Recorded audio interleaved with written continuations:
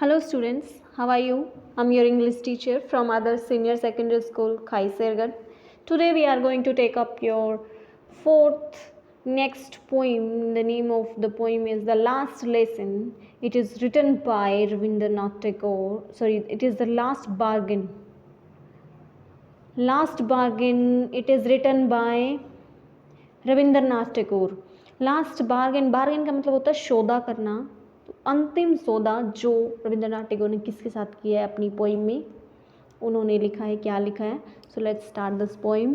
First of all we will do the summary of the poem, then we will do the stanza and with explanation of the stanzas in Hindi. So let's take up it. So let's start this summary of the poem, The Last Bargain. In the morning, the poet was walking on the stone-paved road.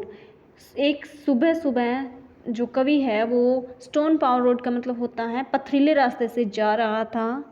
He wanted to be hired by someone. वो चाहता था कि उसे कोई खरीद ले. He cried, "Come and hire me." The king वो चिल्लाया, कवि चिल्लाया कि आओ और मुझे खरीद लो. The king come with a sword in his hand. एक राजा आया अपने हाथ में तलवार लेकर. He said that he would hire the poet with power. उसने कहा कि वह जो है उसको शक्ति के साथ, पावर के साथ उसको हायर करेगा. But power did not count. पर कवि ने कहा कि जो पावर है वो काउंट नहीं की जा सकती. सो ही वेंट अवे. वो चला गया, इसलिए वो भी चला गया. वो उसको हायर नहीं कर पाया, उसको खरीद नहीं पाया. In the heart of the mid day, heat of the mid day, दोपहर को बिल्कुल क्या बोलते हैं, heat of the mid day का मतलब बिल्कुल दोपहर को. कौन आया? The poet was wandering alone a crooked street. एक क्रुक स्ट्रीट में कवि जो है अकेला ही घूम रहा था. अकेला ही घूम रहा था. क्रुक का मतलब इधर उधर जो क्रुक हो रही थी, मुड़ रही थी, मतलब कि टर्न कर रही थी जो स्ट्रीट वहाँ.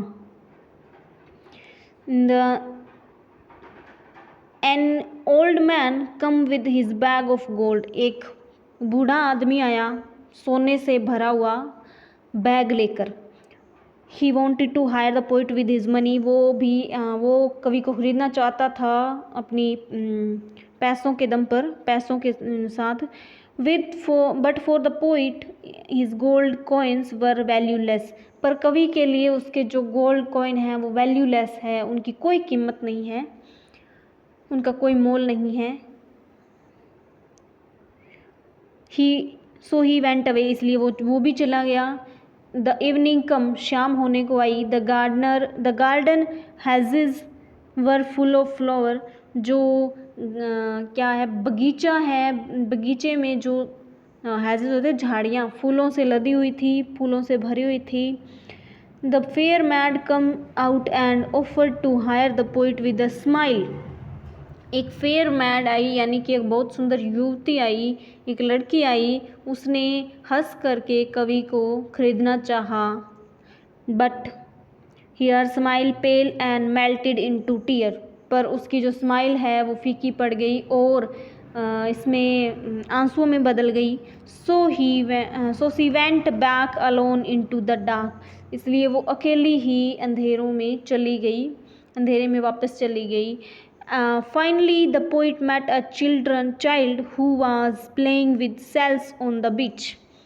अंत में एक कवि को बच्चा मिला जो कि सेल्स के साथ, सेल्स होते हैं जो शंख घोंगे होते हैं, उनके साथ वो बीच पर, समुद्र के तट पर खेल रहा था.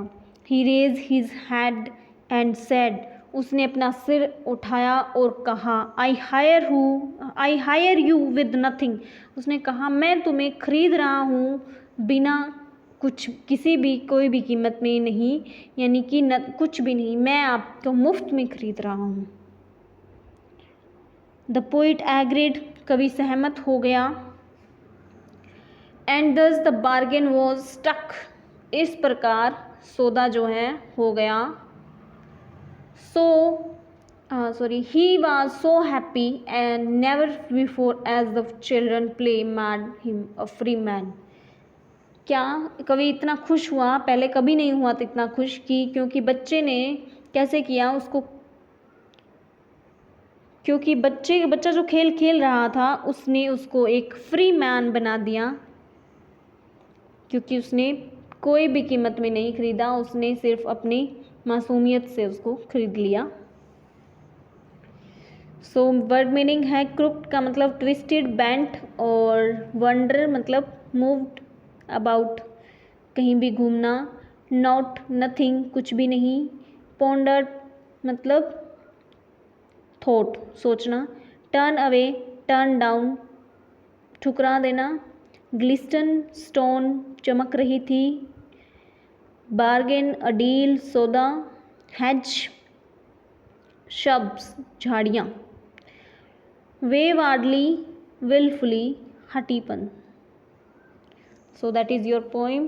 So we will do its stanzas in your next video. Thank you.